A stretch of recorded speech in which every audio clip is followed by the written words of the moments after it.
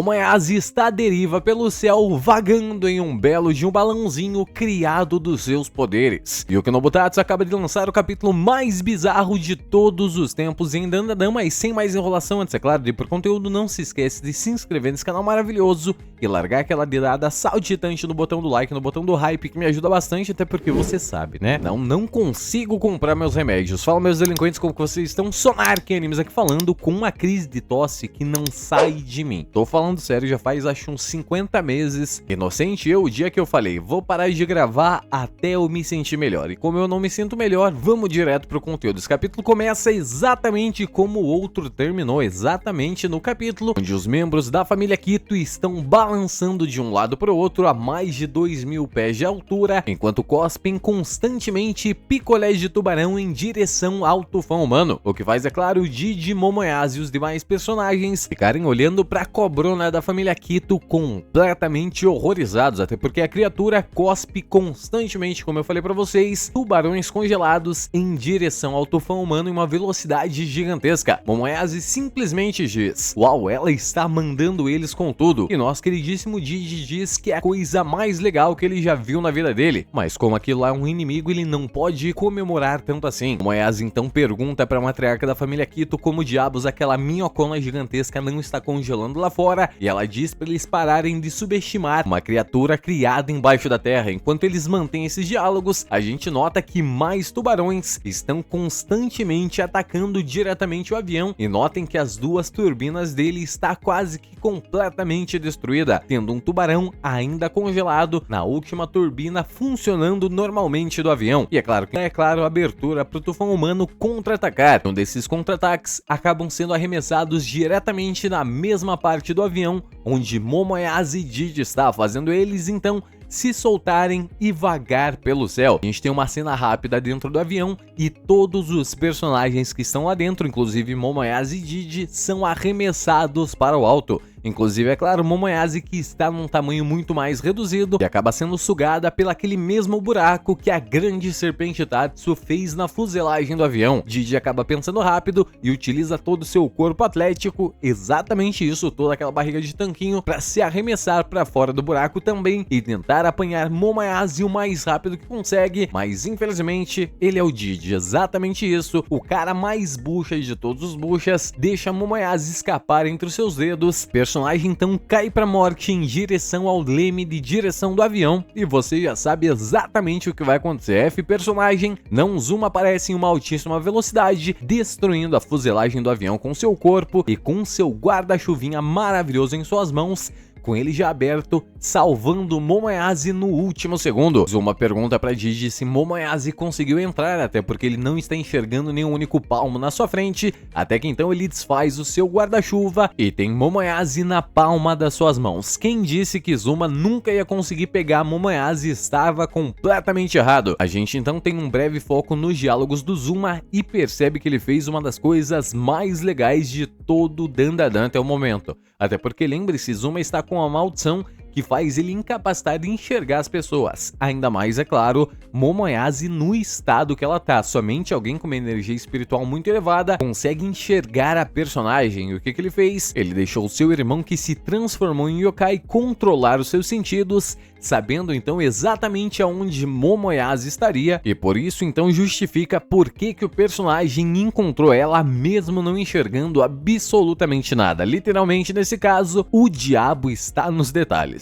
Como a toda desgraça de pobre é pouco, simplesmente nosso queridíssimo Zuma, que está utilizando um dos seus guarda-chuvas para se prender ao avião, é completamente arremessado para longe, porque do nada, do mais absoluto nada, um tubarão sacana aparece, batendo no personagem com as suas barbatanas, arremessando ele para longe. Didi olha toda aquela cena, utiliza mais uma vez o impulso nas suas pernas, se lança em direção ao Zuma, pegando ele pelos braços, antes dele ficar à deriva pelo céu junto de Momoyase. Você me pergunta, Sonarkin, esse foi finalmente um feito extremamente importante do Jiji? Não, gente, até porque o Uzuma consegue voar utilizando seus guarda-chuvas. Então ele não fez absolutamente nada, diferença nenhuma, e com certeza o Uzuma conseguiria voltar de novo pro avião se ele utilizasse os seus poderes. Eu tento respeitar o menino Jiji, mas tá cada vez mais difícil. Para finalizar então, Momoyase agradece o salvamento e os membros da família Kito acabam interrompendo a ceninha deles, perguntando quanto mais tubarões eles vão precisar lançar em direção àquela criatura, até porque não está fazendo efeito nenhum. E Momoyase diz apenas, continuem, não importa quantos tubarões vocês lançam lá, apenas continuem. E isso faz um maravilhoso telefone sem fio, até porque Momoyase diz continue, ela está na base da serpente, e as pessoas, os membros da família Kito que estão mais perto de Momoyase escutam claramente o continuem a arremessar tubarões, e essa palavra vai se modificando até chegar nos membros da família Kito que estão na cabeça da serpente, no caso a matriarca da família Kito, como chouriço. Exatamente isso que você ouviu, a matriarca da família Kito, assim que escuta a palavra chouriço, fica extremamente faminta, só que diz que eles não têm tempo para esse tipo de idiotice, e de repente então, meus delinquentes, simplesmente acontece a coisa mais bizarra que vocês já viram nesse mangá. Acontecem muitas bizarrices, mas essa eu tenho certeza que é a mais bizarra de todos os tempos. Enquanto os membros da família Kito perdem seu tempo mencionando constantemente chouriço nos seus diálogos, nós temos um foco no nariz do tufão humano, com ele arremessando 2 tubarões em altíssima velocidade em direção à gigantesca serpente Tatsu que está saindo de dentro do avião, e exatamente isso que acontece. A criatura é completamente destruída, o que faz todos os personagens olharem aquilo lá extremamente espantados, até porque na velocidade que aqueles tubarões foi expelido, com certeza se pegasse algum deles, seria morte na certa. Momoyase fica completamente chocada, dizendo constantemente que a minhocona se partiu,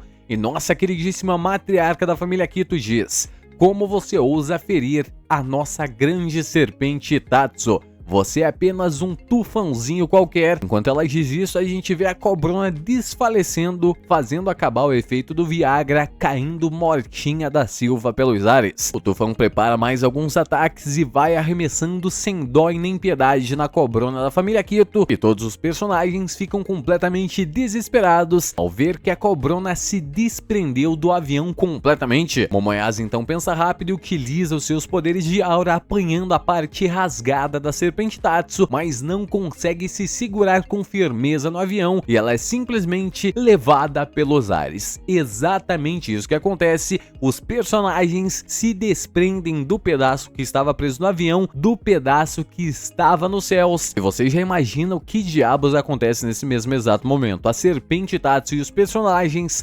acabam começando a despencar do céu em altíssima velocidade, mas Momoyase utiliza seus poderes mais uma vez e termina de perfurar a serpente Tatsu, inflando ela como se fosse uma espécie de balão de ar. Em um painel muito bem desenhado pelo Yuki Nobutatsu, simplesmente todos os membros da família Kito percebem que estão voando, não estão mais caindo, e dizem que a grande serpente Tatsu é a criatura mais poderosa que eles conhecem, até porque eles estão conseguindo até mesmo voar com aquela criatura, mesmo depois de morta. Exatamente isso que vocês entenderam. Jiji pergunta pra Momoyase como diabos ela tá conseguindo fazer aquilo, e ela simplesmente diz que o corpo da serpente Tatsu é uma espécie de cilindro, então foi fácil fazer uma espécie de balão com seus poderes bombeando vento dentro do corpo da criatura. Ela então pede pra matriarca da família Kito posicionar a cabeça da cobra pra cima, exatamente isso que você está ouvindo, fazendo ela ir mais alto em direção aos céus. Jiji então olha pra trás, vê que o avião está se distanciando cada vez mais dos personagens e pergunta pra Momoyase, você tá pensando no quê? O avião já foi embora e desse jeito a gente não vai mais conseguir lançar tubarões. E nossa queridíssima Momoyase diz, tá tudo bem assim, vamos apenas seguir desse jeito até a estratosfera. Jiji percebe que Momoyase está completamente maluco, e sim, a gente já consegue ver uma grande parte da Terra, e não, a Terra não é plana. Nossa queridíssima Momoyase diz que precisam continuar voando por mais perigoso que aquilo fique, até porque eles só vão conseguir chegar em Shimane se eles destruírem aquele tufão humano. Então, finalmente a gente tem revelado o plano humano de Momoyase. Ela sobe o mais alto que consegue com aquele balãozinho até a estratosfera e diz: para destruir o tufão humano, temos que destruir o olho do tufão. Em um quadro completamente detalhado pelo Yuki Nobutatsu, a gente vê uma espécie de olho gigantesco olhando em direção aos céus, rodeado de trovões extremamente gigantescos. E o capítulo se encerra exatamente aí. Você me pergunta, Sonarken, mas como que eles vão destruir o tufão humano desse jeito? Olha, tem dois fura-olhos gigantescos do lado de Momoyase, Zuma e Jiji. Esses dois com certeza conseguem destruir, furar o olho daquele tufão. Eu dou Karun de bônus também. Deixe nos comentários aí pra mim saber sua opinião. O que você achou do capítulo 197 do mangá de Dandadan? Agora, somente agora, eu acho que tá se prolongando um pouquinho demais essa primeira parte da conclusão do arco. Minha visão, a luta contra o tufão humano já deveria ter acabado. Ao menos, é claro, o nosso queridíssimo Yuki Nobutatsu está se preocupando com a consistência, por incrível que pareça, dentro do arco, mantendo tudo ainda dentro de um conceito mais físico, deixando os poderes e os acontecimentos muito bem explicados à medida do possível. Mas deixe nos comentários aí pra mim saber sua opinião. Quer um pouquinho mais do tufão humano ou acha que já deu? Mas é isso, não se esquece de se inscrever nesse canal maravilhoso, largar aquela dedada tufônica no botão do like que me ajuda bastante. No mais é isso, e Sonarken diz: tchau!